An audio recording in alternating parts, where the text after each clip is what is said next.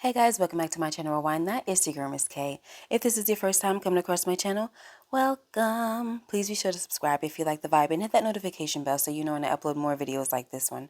Alright guys, today we are going to be going over the latest episode of BMF Season 1, Episode 2 called Rumors. And I definitely like the title of this episode, especially how they had the rumors circulating about Terry being shot. Alright, but first things first, okay? After hearing that his brother was shot, we see Meech weaving in and out of traffic. You know, he's speeding. He's upset, obviously, right? Because he knows his brother got shot. And so he doesn't care who he runs over or nothing. He's just pretty irrational right now. So he gets to the hospital and he has this big old freaking gun. Like, I don't know if Mac 10 or Uzi, whichever one, y'all let me know, okay?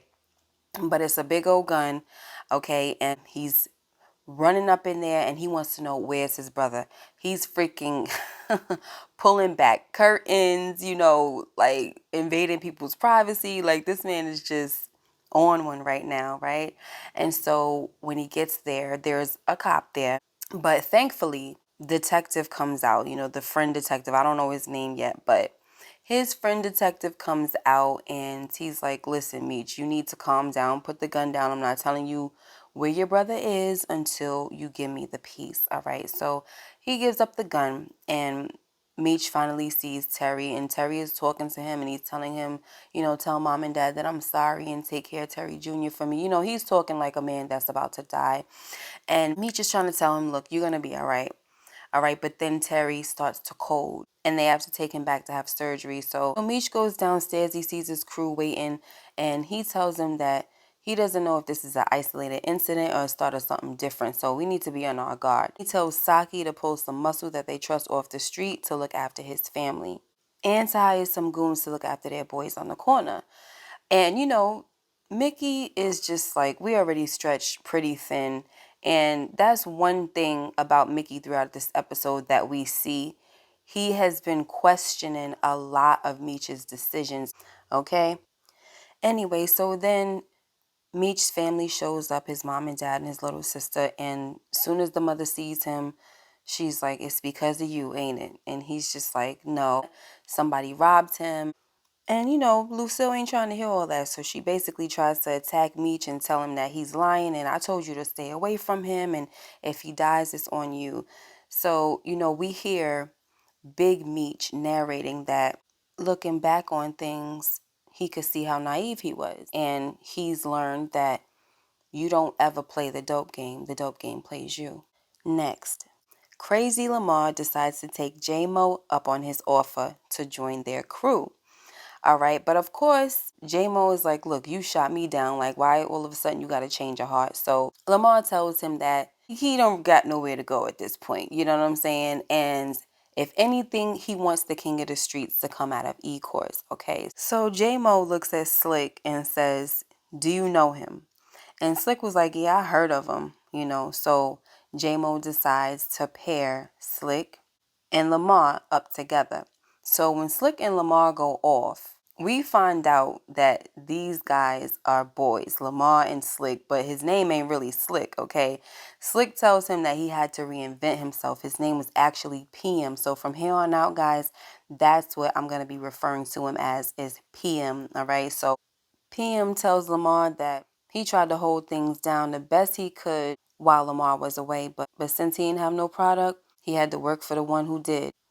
So now let's get to the most important part and the whole reason why Lamar, who is a lone wolf, would ever pretend to join anybody's crew. Okay, we already know he had to have an ulterior motive, right? So Lamar tells PM that he heard that J-Mo was the one that put the hit out on Terry. So obviously his little plan here is to start a war between the two crews. Lamar tells PM to just put the word out and make sure dudes is strapped and on alert. Okay, so that's exactly what PM does. He goes around and he starts spreading this rumor, guys. Anyway, guys, before all this, Meech confronts Kwame, all right, because he remembers, look, you was talking trash in the club, you started some mess. So what's up? Did you shoot my brother, basically? And, Kwame is like, I'm not even that type of dude. I wouldn't do anything like that. I didn't do it. We don't have no real beef like that. So, he's pleading and everything. But before he leaves Kwame, Meech does beat him up a little bit, okay? So that was that. And Meech pretty much walks away believing that Kwame didn't have anything to do with it. And the way he was acting, it looks like he had nothing to do with it either, okay? Even though he was one of my suspects that I did say last week, I just felt like he had motive. So the way that Lamar is acting as well, you guys know that he was my third possibility. And if we see him acting the way he is, he could definitely be the one that shot Terry with the purpose of starting this whole rumor so that there could be a war. Because why? He wants to be the last man standing, okay? This is his little tactic. But we'll see how it all plays out. Next, Kato and Mickey get to the stash house and some crackhead comes out and attacks Kato, making products spill all over the floor. So Mickey is complaining and telling Kato that that's $6,000 worth of work, and so that's going to be a problem. And he's like, we got to tell Meech, but Kato was like, no, he's going to have my head because she figures that she was just in the doghouse with him. She doesn't want to keep coming up as the one that's making problems, right?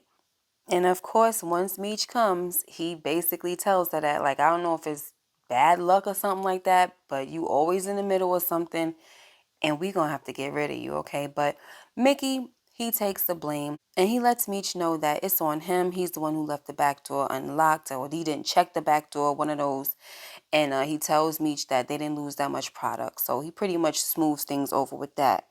But when Meech tells him that the house has been compromised, Mickey says, all right, we're going to move everything over to my mom's house until we find a new spot. Anyway, so Mickey and Meech go outside, and Mickey tells Meech that the word on the street is J-Mo put the hit out on Terry. So Meech is like, yeah, it does make more sense, but worry about moving the stash, and I got everything else from here, because Mickey is like, you need to find a better way to communicate with him. And that's, like I said, one thing that we're going to see throughout this episode is how Mickey is questioning pretty much every decision that Meech is making. He feels like Jay needs to go, and there's no ifs, ands, or buts about it. But we're going to talk more about that once we get to that particular scene. Next, Meech goes to visit Terry after he's out of surgery, and he tells T that the word is J-Mo is the one that popped him. But T was like, yeah, I doubt that. He shakes at his own footsteps, so I doubt that. But then he says, what if it was Lamar? We did take his corners. And Meech was like, everybody took his corners. And then T brings up a great point. He said, yeah, but you took his baby moms, okay? And that's when Meech says, Zoe ain't even his. But anyway, guys, long story short, T tells Meech to just leave it all alone. Like, stop trying to find out who shot him and everything, and just focus on the business so that they don't fall behind. But Meech ain't trying to hear that, because the way he feels about it is taking care of the dude who shot his brother is his business. But this ain't really helping Terry, because he's sitting in the hospital and where he should be recovering, and all he's doing is worried about Meech out on these streets trying to avenge what happened to him, right? Next, Mo pulls up on Lamar and she tells him to stay the heck away from her daughter, because Lamar went up to Zoe's school looking like a crazy man.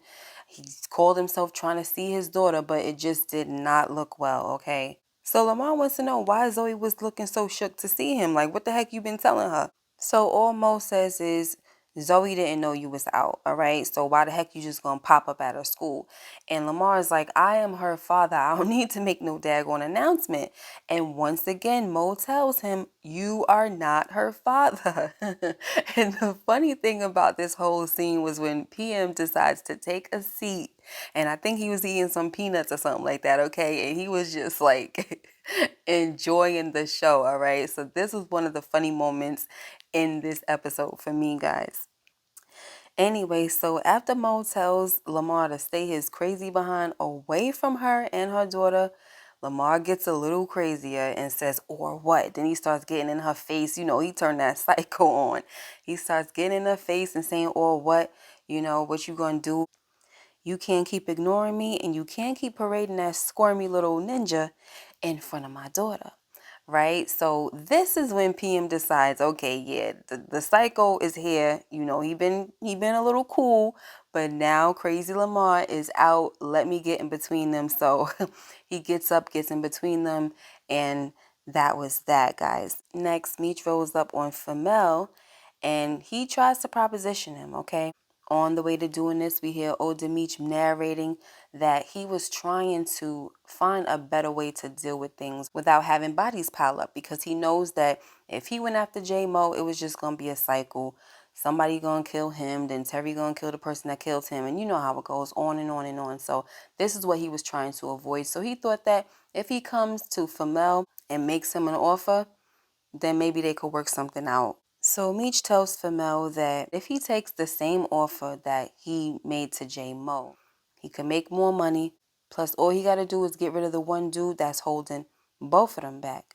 Now, I'm not sure if he's talking about J Mo who's holding them both back, or is it Lamar? You know, because I feel like that's kind of bold to go up to Femel, like basically J Mo's right hand, and say, I'm a proposition you need to get rid of your mans. Like, that's a little bold right there, you know? So I was hoping that he was talking about Lamar, but, you know, Flamel wasn't really trying to hear it, so it didn't work anyway.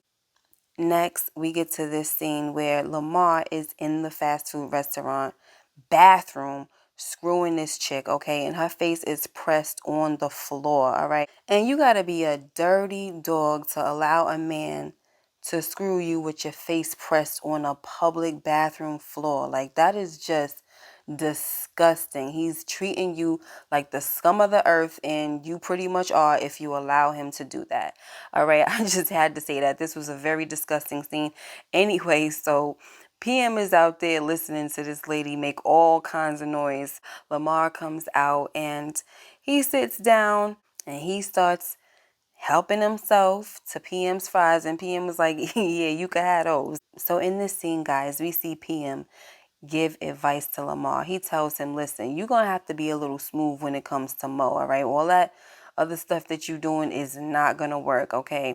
So Lamar is like, okay, I'm listening or whatever, what you got for me? So he also asked the person behind him in another booth for a pen, and I was like, oh my gosh, look, this to me, guys, Lamar is too crazy right now. This is only the second episode, so I don't really know what to expect from this guy. So I thought he was getting the pen so he could freaking stab PM in the eye with the daggone pen. I didn't know what to expect, but he was getting the pen to really take notes or start writing some stuff down, okay? So that was a nice surprise for me. But before we get to this point, guys, PM tells Lamar that he heard that Meech tried to make a play for Femel. So Lamar was like, okay, that was smooth. He trying to take them down from the inside out, right? So PM was like, yeah, but the thing is, Femel is a loyal dude, and he's especially loyal to J Mo. Next, Kato and Mickey, they get to the rest of the crew by the rec center, and they complaining, saying, why didn't Meech take out J-Mo yet? If he ain't gonna ride for his brother, why should we expect him to ride for us? So Kato and Mickey, they team up together, you know, and Kato gives her reasons, saying that we ain't trying to start a war for no reason, for the wrong person. What if Jay didn't do it, right? And Mickey is saying, first of all, it's not your place to be questioning that. And second, Meech thinks of things that I haven't even thought of. And if he didn't take care of Jay yet, there's a reason for it. So even though, like I was saying, we see that Mickey questions a lot of things that Meech was doing, we see that he's also still loyal to him, right? But he just wants to handle things the way that the streets handle things, you know, and Meech is trying not to do it that way. But unfortunately, when you in that life, there's only you gonna have to handle things in this manner. So that's why it's like, if you don't want to be into the whole killing and shooting, you just might as well not be in this game. And I'm not saying that I condone anything like that. I'm just saying that that is how it goes, unfortunately. All right, it's a dirty, dirty game. Because the one thing is for sure is that if you don't do it, somebody else is coming to try to do it to you, you know? And I think that's pretty much what Mickey is trying to get at. You know, you out here making us look like we just some punks that could get walked all over. Okay. And so He definitely does not want to look like that. Meech is also about, oh, it don't matter what people think, but at the end of the day, in this game, it kind of does, because if people see that you somebody that they could just roll up on you and shoot your brother or shoot you and there's no repercussions, no retaliation, they ain't gonna take you seriously. Next, Meech gets up to the hospital and he finds T's bed empty. Like his mom and dad are in there, and so is Wanda. And he's like, "What's happening? What's going on?" And so Wanda tells Meech that T has an infection and the doctors are worried that it may go into his brain. So the father says, if you cared, you would have been here instead of out in them streets. So once again, Meech is saying, Dad, it's not my fault, or Pops, it's not my fault. Somebody tried to jack him. And then the father said, is that why your little drug dealing goons been following us around? Like, you think I didn't notice? So the mother tries to come in between him and say, look, he's here now. That's all that matters, okay? But then Meech's phone rings, and he gets a call from one of his boys telling him that his sister is out on 12th Street territory, okay? So he has to leave now. And the mother's like, where you going? And he said, I just got to go make a run real quick. And the father's like, what's more important than your own flesh and blood? And the crazy thing is, he has to leave because this is also his flesh and blood. But he's not telling his parents this. And this is another crazy thing about Meech's life is that he's always covering up for his younger brother who's in the game, and now he has to cover up for his little sister. So he's always finds himself taking the blame for them, right? Everything falls back on him and he looks like the bad guy.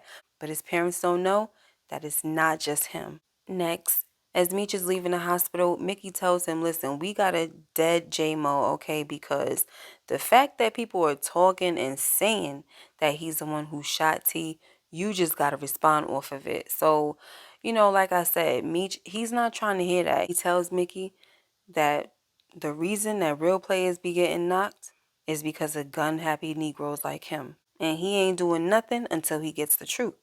So Mickey says, all right, you said you wanted to be the king in Detroit. So show me a king that never dropped a body on his way to the top. And this goes back to what the heck I was saying, guys. Mickey is not wrong.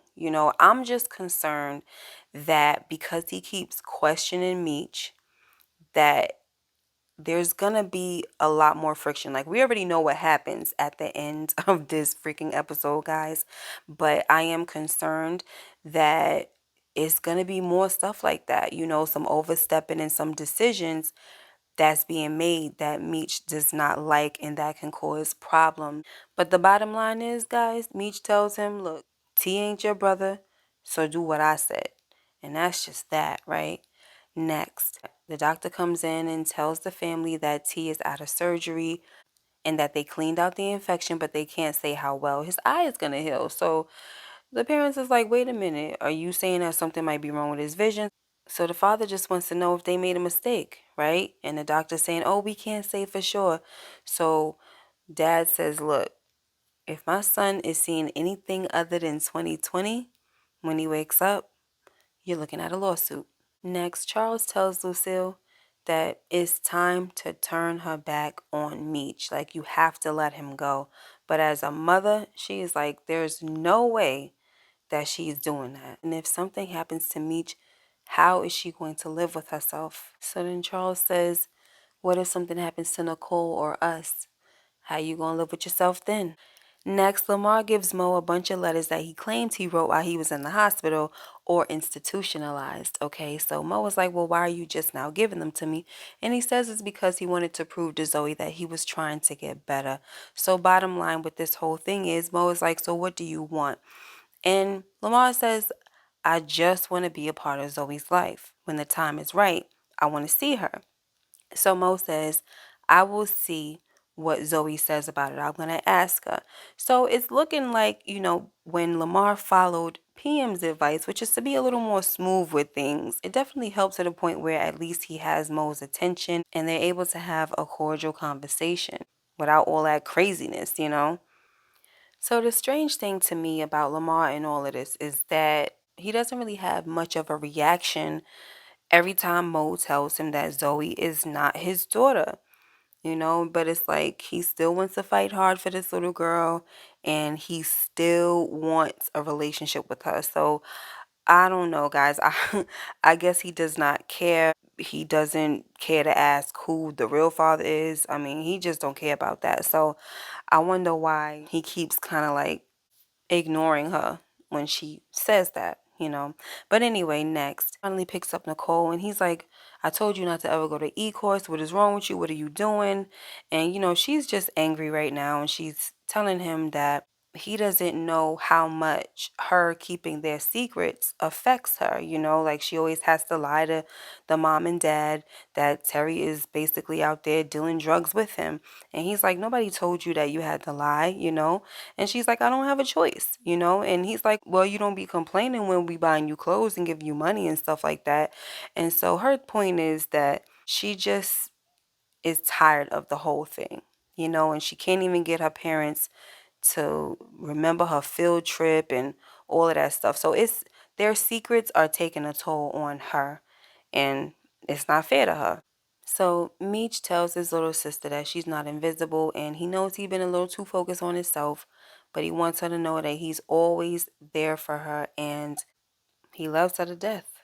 Then he gives her a roll of cash and says, don't tell mom and dad. So I don't know what the heck is going to happen with this here now. I believe that if they found that daggone gun, they going to find this money, okay? Now, if the mother finds this money, is she going to keep the money and help pay that daggone mortgage? That's what I want to know. Next, we're back up at the hospital, and Wanda is obviously concerned about her man, and she wants him to leave the game.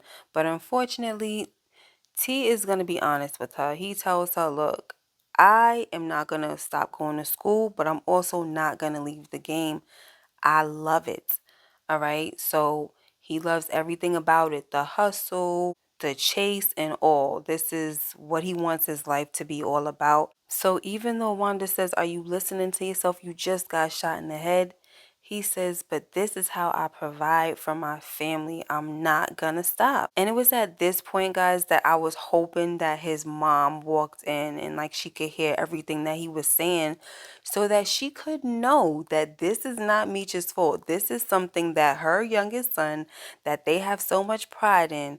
This is a choice that he has made, and this is something that he actually really loves. I was really hoping that the mom would walk in, guys, or, not really the dad too much because he ain't stupid, you know what I'm saying? But the mother is the one that I wanted to walk in so bad at this point, but it didn't happen, okay? Next, the detective does Meech's dirty work, rounds up J-Mo, and delivers him to Meech, but tells him to ruffle his feathers only, nothing more. So when the detective pulls off, you know, Meech starts to ruffle J-Mo's feathers, all right? Punching him, you know what I'm saying? Kicking him, doing whatever he got to do to get the information that he's trying to get. So, of course, Jay is talking a little bit of trash, telling him that he done messed up worse than when Terry pulled out that gun. And so Meech is hitting him again, punching him in his face and all that stuff. And then he finally pulls out the gun. And that's when Jay starts crying, basically, like, I didn't shoot your brother, man, this and that. And so Mickey is like, yo, this guy over here crying like a little girl, just end him, just finish this, cut his water off. So while Meech is just standing there, just letting the guy plead for his life, Mickey comes up and puts him out of his misery, all right? Shoots Jay in the head, and he is dead, guys. And I was surprised. I'm not gonna lie. I thought that J-Mo was gonna be a character throughout the season. I didn't know that they was gonna get rid of him this soon, guys, all right? And so, of course, Meech is like, what the heck are you doing? And this is the part right here where I say doing stuff like this can cause problems for Meech, right? Because he has an understanding with this detective guy, and the detective is the one who delivered J-Mo to Meech, and he said to do nothing more than ruffle the feathers. So here comes this guy Mickey, and he freaking kills this dude, all right? And so it's kind of, it's just messed up. He's crossing lines, you know what I'm saying? And so we're gonna really see how this dude's character plays out. I feel like he is loyal to Meech, but like I said, that thin line, you know what I'm saying, between loyalty and betrayal because of the fact that he's willing to overstep his boundaries and not play his position as far as just doing what you told. You know what I'm saying? So when Meech is like, what the heck did you do? You know, you just screwed me, right? Then Mickey was like, no, I did something that you wouldn't. And don't worry, I'm going to tell everybody that you capped him. It'll be our little secret. So when Meech tries to rough him up, Mickey goes for his gun. And Meech is like, oh, yeah, well, go ahead, do it. So Mickey comes down and he was like, look, I made the right call, you know. And Meech was like, look, as long as I'm running stuff, you don't make no calls. Now clean his body up. And that's the whole point. Even though Meech is trying to do things in a way that's unconventional when it comes to the game, he's still the one who calls the shots. And that's what Mickey needs to understand. And if Meech don't get what kind of person he got on his hands and Mickey, this is just my opinion, guys, then he gonna have some problems, okay? Because I don't think that somebody like Mickey is good to have on the team. You could give your input, you know, that's okay. But if the person in charge doesn't listen to it, you can't go ahead and just do what you think is right. You just gonna have to fall in line, you know, and let that mistake fall on the leader. Don't let it be you. You know what I'm saying? But um, Terry was right when he said that Meech needs to learn to listen more. We do see that in Meech that he doesn't really listen to what other people have to say, people that are in his crew or what his brother has to say. He kind of likes to just make the decisions on his own. So that's one area that Meech needs to work on. But this guy, Mickey, though, I don't know, guys. I see problems. Next, Meech gets back to the hospital and he's in the chapel with his mom. And she says, I need you to promise me that you're going to stop doing what you're doing. Or if not, you're going to have to get out the house for real. And he said, I'm sorry, Ma. Then I guess I'm just out the house then, you know, because he ain't going to stop. And he's not going to lie to his mother. And so that was pretty much that. But before his mother leaves, he tells her to keep praying for him. And one thing before we move on to the next scene is that the mother, she's freaking stressed out. You know, it's a scary thing for her to be going through. And I really just like how this actress is just doing her thing and showing that emotion, you know. Next, Kato tells Mickey that they are never going to happen, okay? Because we see throughout the episode that Mickey, he been giving her the eyes, he been flirting with her a little bit. And she's just like, listen, me being the only girl in the crew and then to mess with one of y'all, that ain't going to happen and it's not a good look, okay? But then she says she's going to leave and then she didn't, guys. Okay, so for me, that goes to show that she ain't going to be able to stick to that rule for too much longer. Next, Lamar sneaks up on Femel and he attacks him, okay? And first he was doing all right, but then Femel came back and gave him a run for his money, all right? He wasn't going down so easy. But then, of course, Lamar overtakes him and throws Femel in the trash. And I was like, wait a minute. So you mean to tell me that J-Mo and Femel are just not going to be in this series, at least throughout the first season? Like, what the heck is going on? Because I really thought that they was going to be the rival crew and an existing problem. But I guess not. J-Mo is done. And it's looking like Femel is done as well, even though I don't think he's dead, guys. It didn't look like he was dead. It just looked like he was unconscious and Lamar threw him in the trash. All right. So this is definitely all a part of Lamar's plan. But my thing is, why kill Femel, right? If PM told you that he is very loyal to J-Mo, all right. Now, finding out that he's loyal to J-Mo means that he's definitely going to come after Meech and his crew. So why would you kill this man or try to kill this man? It doesn't make sense to me. So I guess we're going to have to wait to find out the logic behind this crazy man, all right? But that is how the episode ended, guys. Let me know what you guys thought about this episode and all the things that took place in this episode and Lamar's plan. Maybe it wasn't about starting a war. Maybe it was just taking out the 12th Street Boys, because that was his old area that he used to run. So I don't know, guys. We're just gonna have to see. That was how the episode ended. Let me know what you guys thought. Make sure you like, comment, and subscribe if you haven't already, and hit that notification bell so you know when I upload more videos like this one. Until next time, you guys take care and be blessed, and I'll see you in the next video. Bye bye.